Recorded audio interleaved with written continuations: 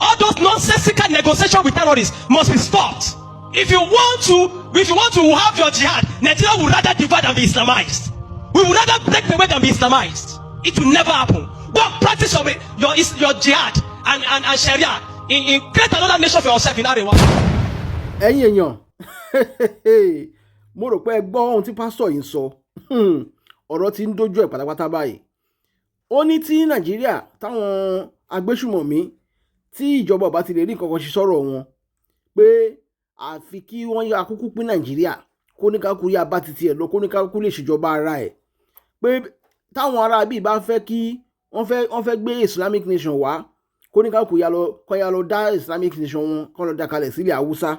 Bẹ́ẹ̀ ni fídíò yìí nìkan kan mo mú wá o, ẹ sì máa gbọ́ wẹ́rẹ́wẹ́rẹ́ lẹ́nu pásítọ̀ yìí, ẹ tún máa wá lọ gbọ́ fídíò kan níbi tí wọ́n ti ń sọ wípé àwọn ti ilẹ̀ Kwara àwọn náà ti yarí, wọ́n ti fárígá, wọ́n ní níbi tọ́rọ̀ ètò àbòdé yìí tí ìjọba ìlú Kwara ò bá ti lè ṣàbò lórí àwọn ọmọ kàn fi wọ́n lẹ̀ káwọn fẹ́ padà sí South West táwọn wà páwọn ò fẹ́ ṣe ara Kwara mọ́, wọn ò fẹ́ ṣe ara North mọ́.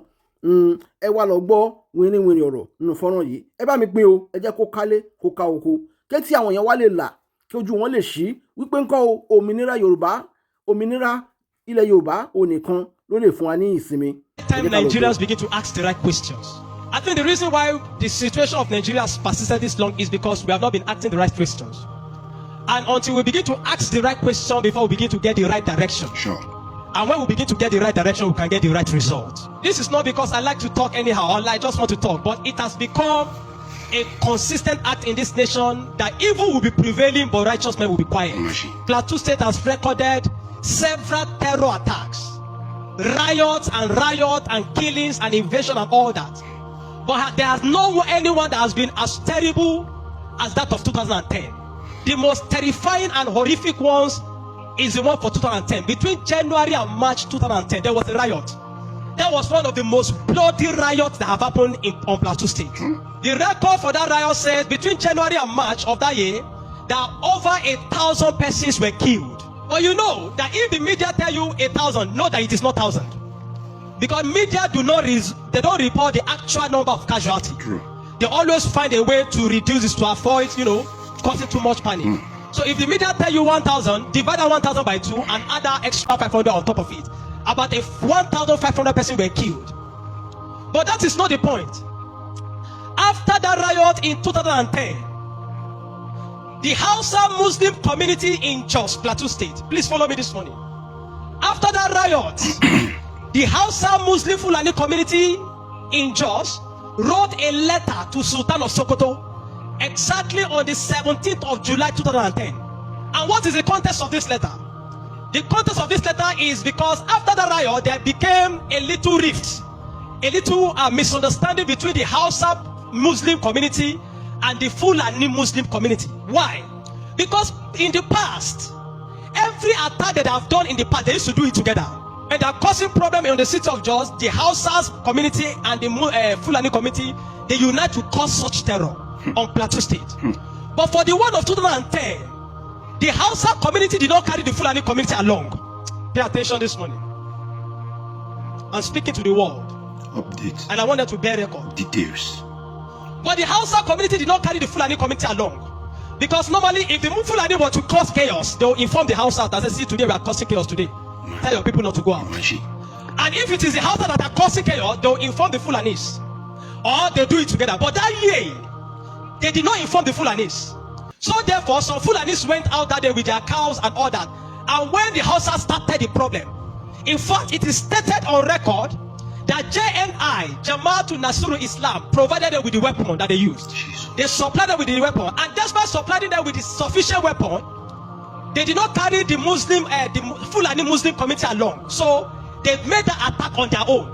And so in the process of the riot and the killing, some Fulanis were caught on fire because they were not told before that time. And because of that, some of them were killed, some of them, their cows were killed. And because of that, the Fulanis, after that riot, the Fulanis said, we don't want to do anything with you again. Fulani said, we will remain on our own, let the Hausa community to remain on their own, because the catastrophe of that riot affected them very much. And so the Hausa community tried to settle the quarrel. They tried to settle that misunderstanding. They tried to plead with the Fulani Muslim community.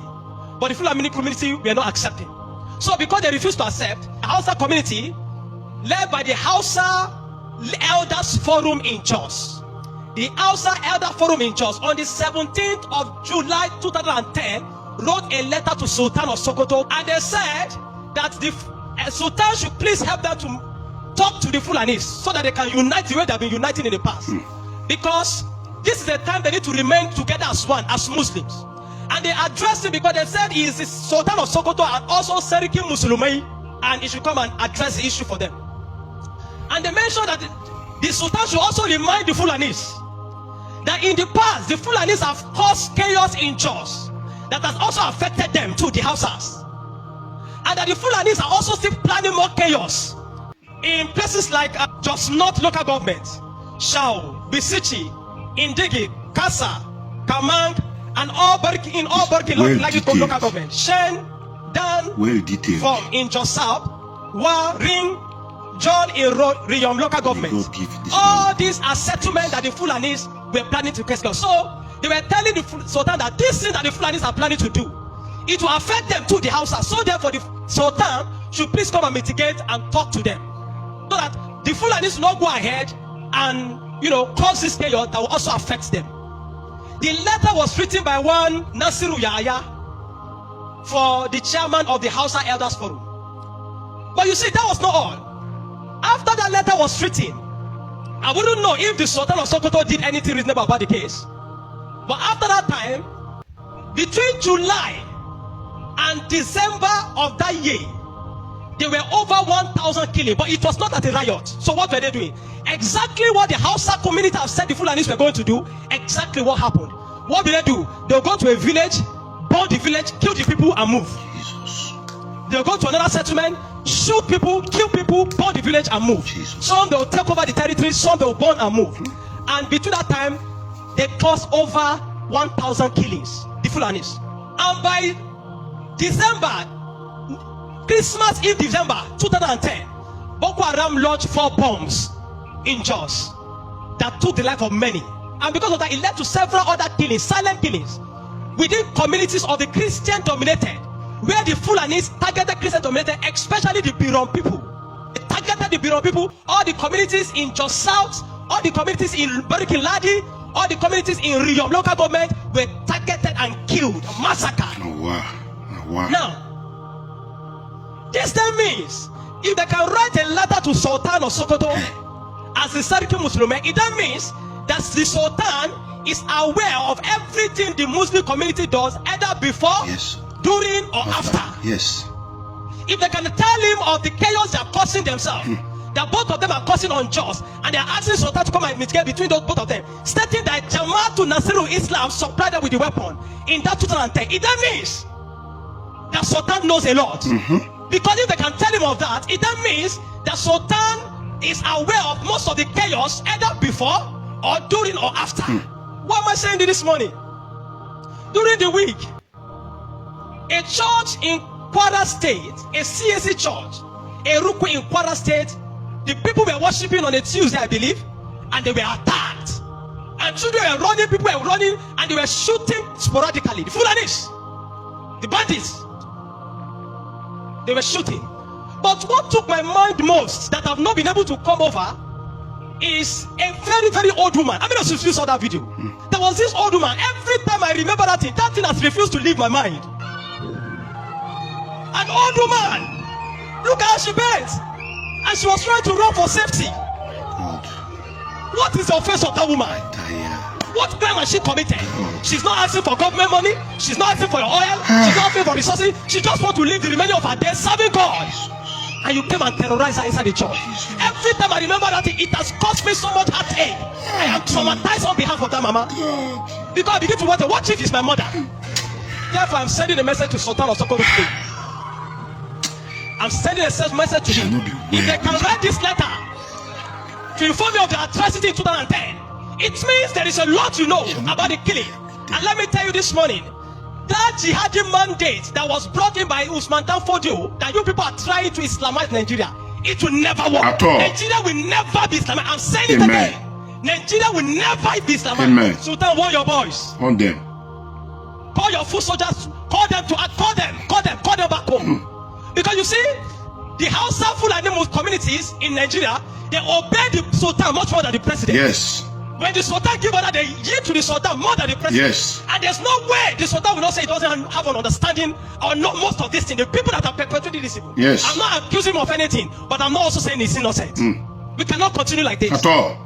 Every time I remember that thing, even till last night, I remember I watched that thing and I said, oh God, this mama, what is our offense? Children crying here and there. Children being kidnapped from school. Soldiers being killed. If you have an agenda, Sultan, to continue with the mandate of your ancestor, Usman Dan Fodio, to want to bring jihad onto Nigeria, to bring Islamization, just like they did in Lebanon. Lebanon that was once a Christian nation. Just like you did in Turkey. Turkey that was once a Christian nation.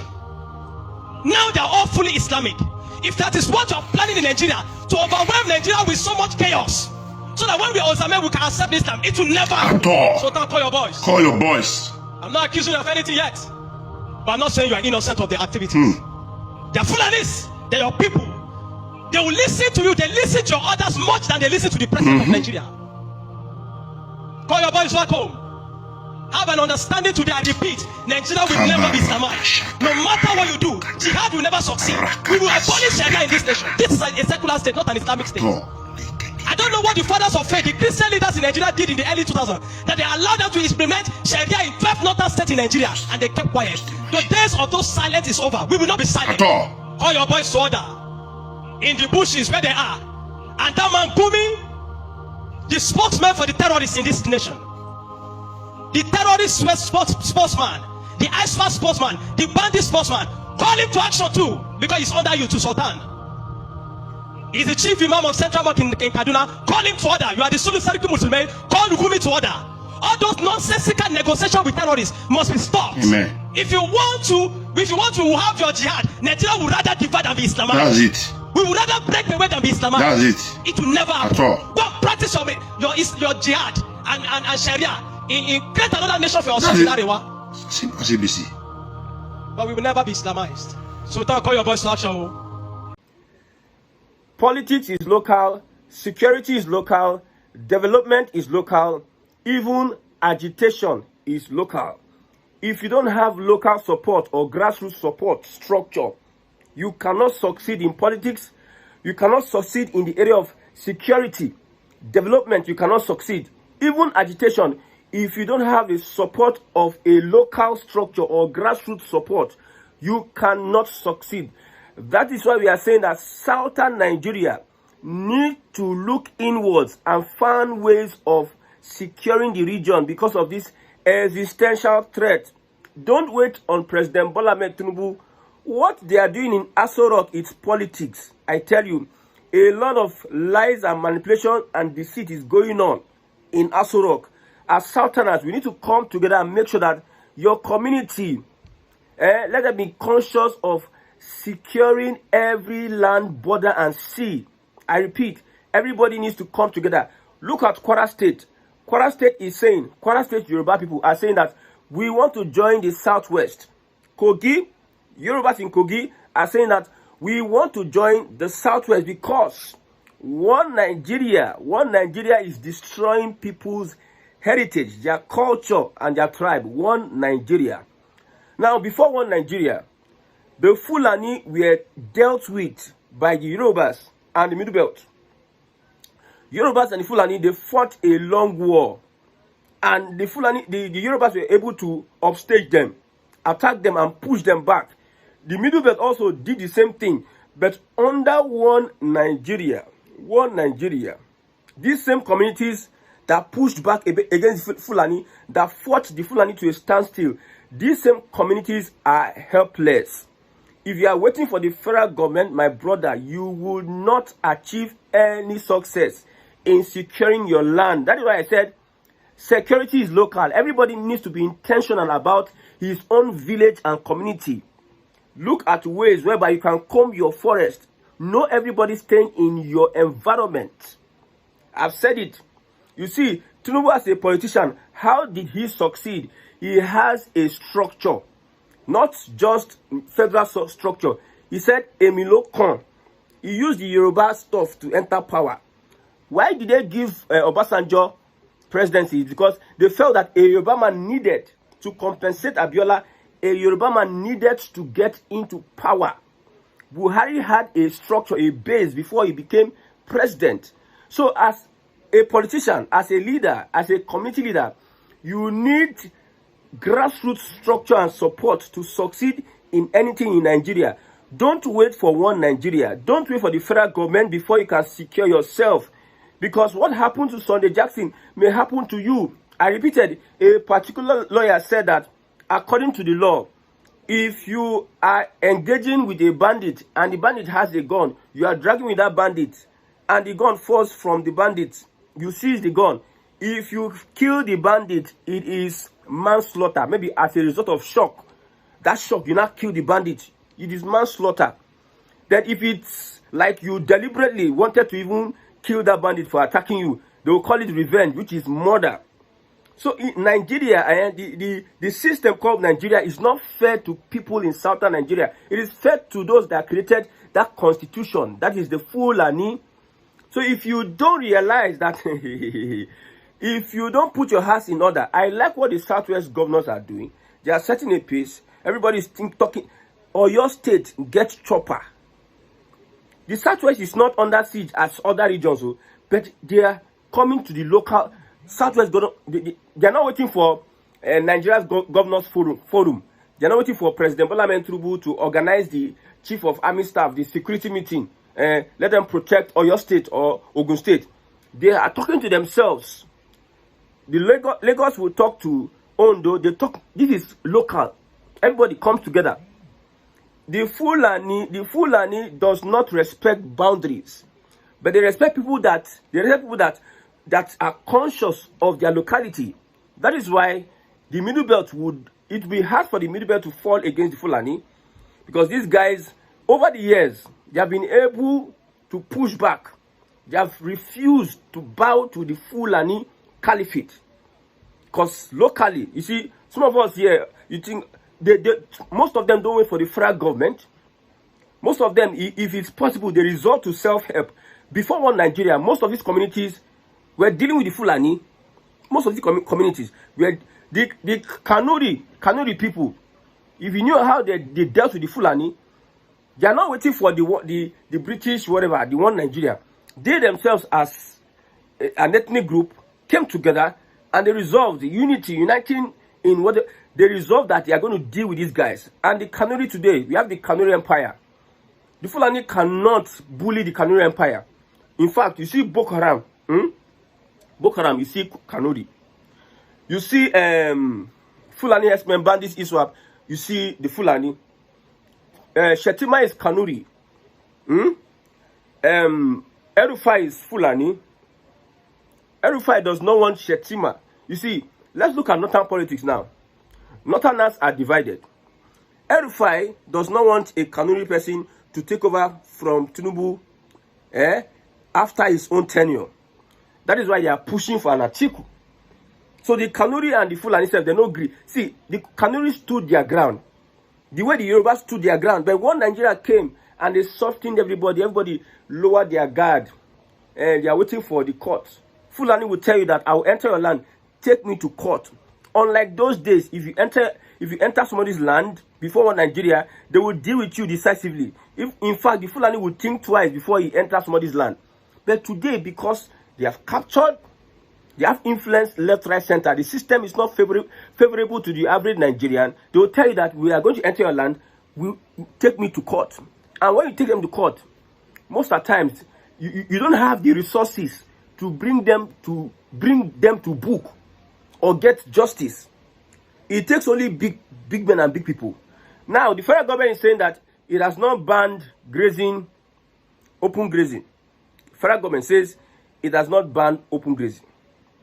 That for now, open grazing still subsists. Federal government led by Professor Jega, a Fulani, in quote, I stand to be corrected. So now, that means the herders, farmer clashes will still continue. People will be killed.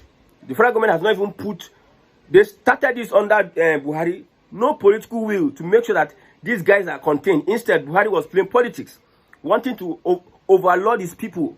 Because the Fulani believe that they be our master. No matter how you are in one Nigeria or they deceive you in one Nigeria, the Fulani believes that they are your master. So he wanted to master them over us. Now, another Fulani person, I stand to be corrected, Professor Jega, is saying that open grazing is not yet banned. We are trying to transit, BB grammar. When they want to deceive you, now that time they're going to use that grammar. We are trying to transit from open grazing to looking at modalities we can put in place to be able to contain this header farmer clash. My brother, if you want to tell us the truth, these things will not work. You know why? If you look at middle belt, it says header farmer clash. Header farmer clash. Some people will go come in the middle of the night, carry AK-47, carry RPG, carry guns to kill people. Is that a header farmer clash?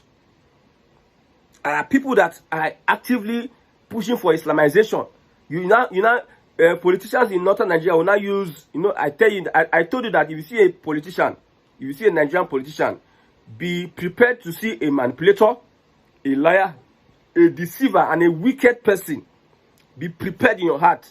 Whatever you get from that person, be prepared to expect those things in case you trust politicians so much. So the northern politicians, Hausa Fulani politicians will say it is farmer header clashes, blah blah blah. My brother, open grazing is banned in southern Nigeria because open grazing is a threat to the lives of the farmers. It's a threat to communities. The federal government has shown that it cannot, at a point, secure the lives of the people, which it is primary responsibility according to Constitution. Federal government has failed. So the next thing is for us to look at modalities on how we can also secure ourselves. In Nigeria today, now they give yourself loan. Now your health, now they take care of your health. Your security, now they take care of your security. Your water, now they provide your water. Almost everything that the government is supposed to be providing as a result of access to resources, we are providing it. So they should not worry about us in the southwest or south or southeast. We understand. See, what is hard, the Fulani is taken as a priority. Everybody has their business. But it is only the Fulani that they must give land for cows. They must give land for ranching. That they must have a gazette for grazing routes. They give them a special status in the whole country. Fulani is because they are in government. They are in government. Let's move on. The Kwara State people say, Yoruba said, we don't want to be part of the north. We want to be part of the southwest. Fulani say no. Galadima once said that one of the reasons why they voted in Buhari was to stop the Yorubas from taking Ilorin. Imagine 12 local governments compared to how many local governments is in Ilorin? Is it 3 or 2?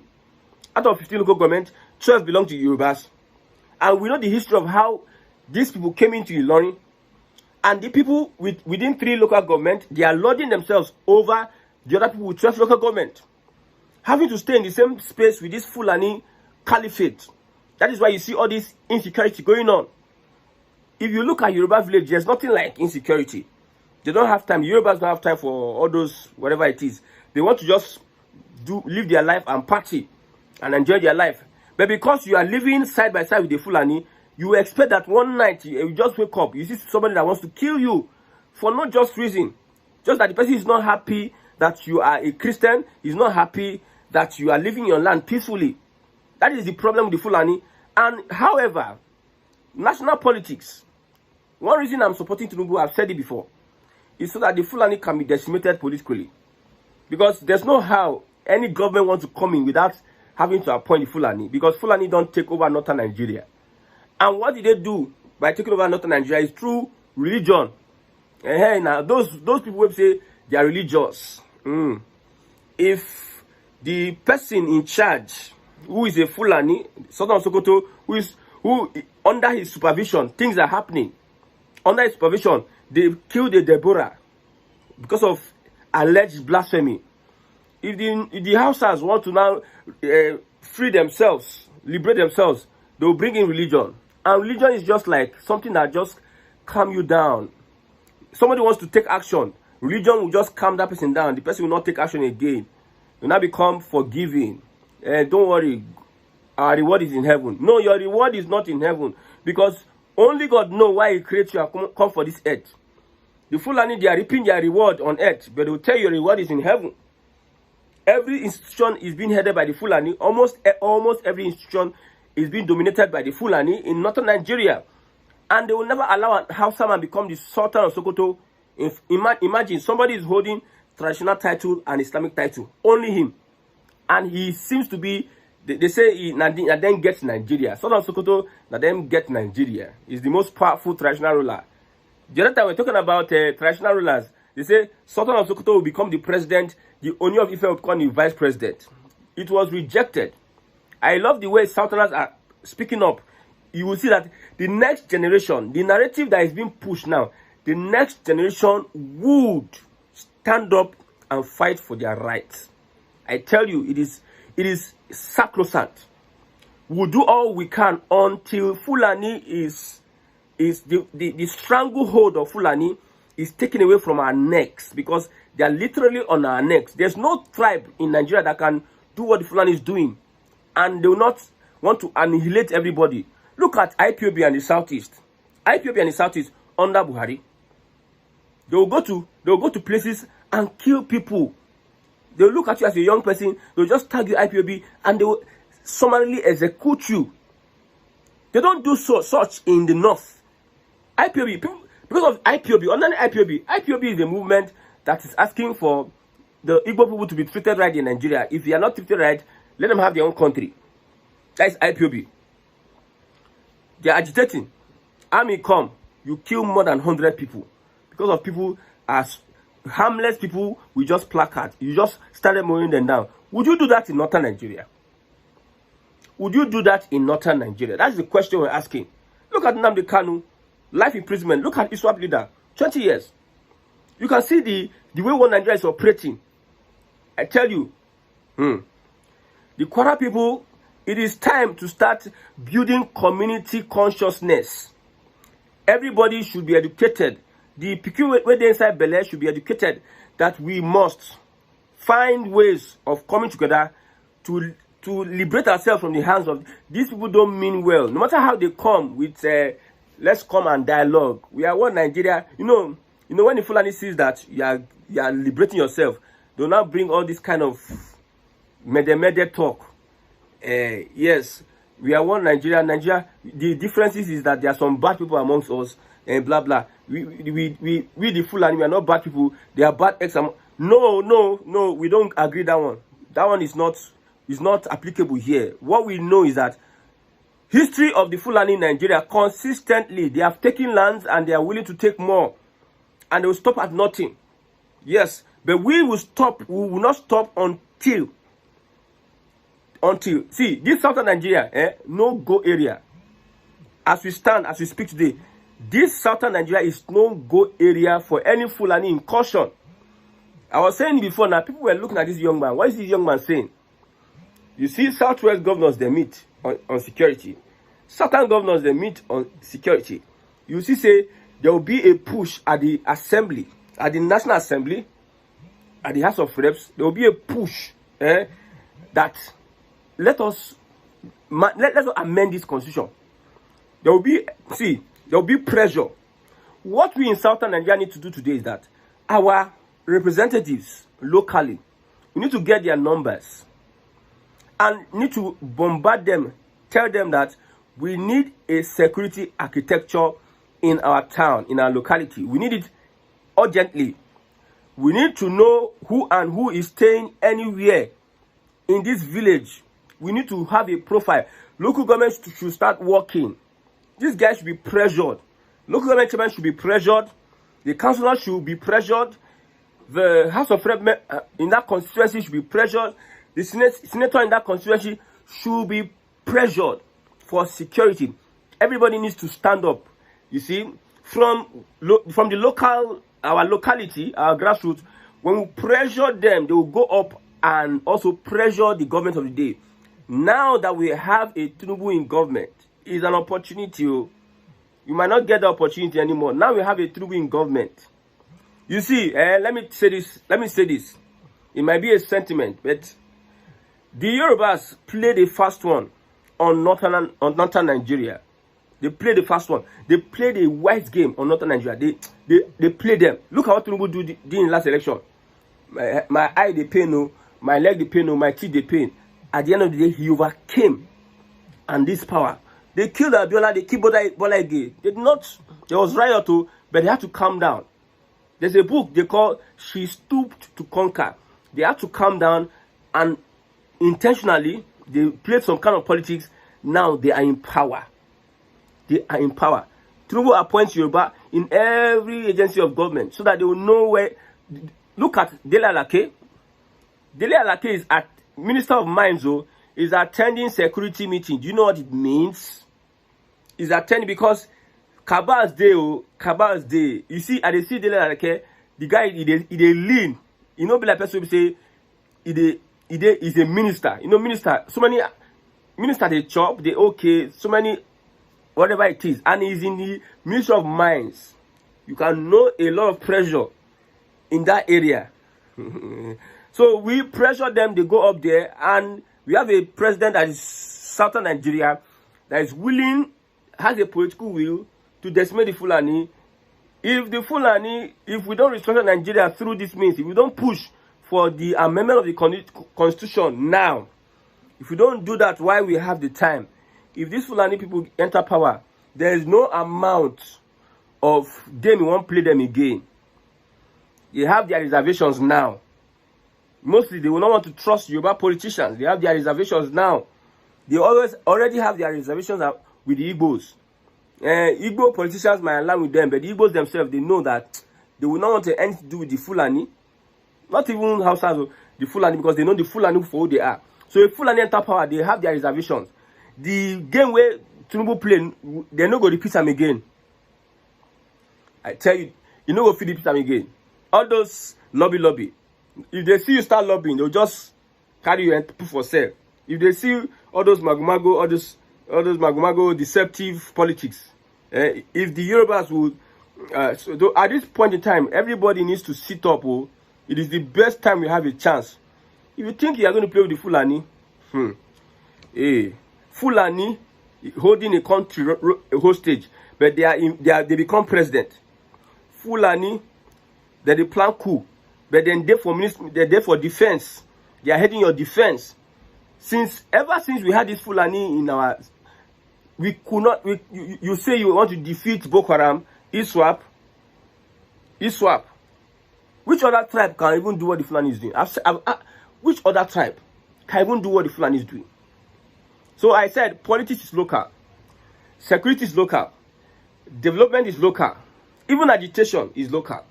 If you are going to get involved in all this, make sure that you have a local structure and local base.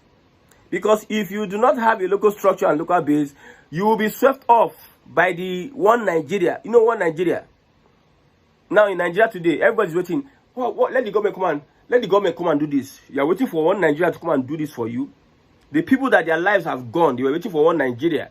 The people that decided to stand and secure themselves, most of them are alive today.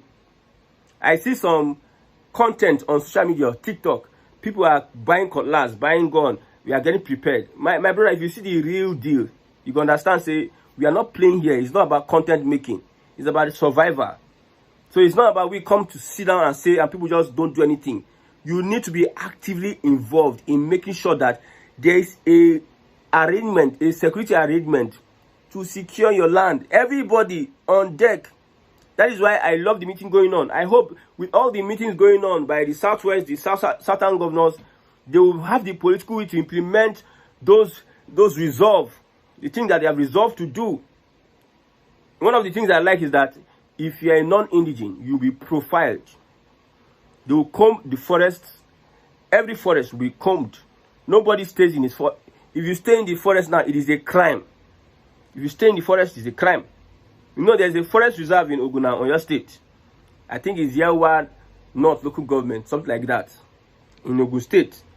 The government of the day needs to be very careful. If you go to villages today, our village today, we don't leave our mama and papa for village. This our man, Papa, they cannot stop this bandit. Oh. They know that we are going to the city. We are going to city to hustle. We leave them. We leave the village. And they are there. So we are saying, if you are traveling back home, I hope the Christmas will be will sweet. Oh, there will be 30 December, because I told you that these people have already vowed that nobody go sleep until election. May God help Nigerians.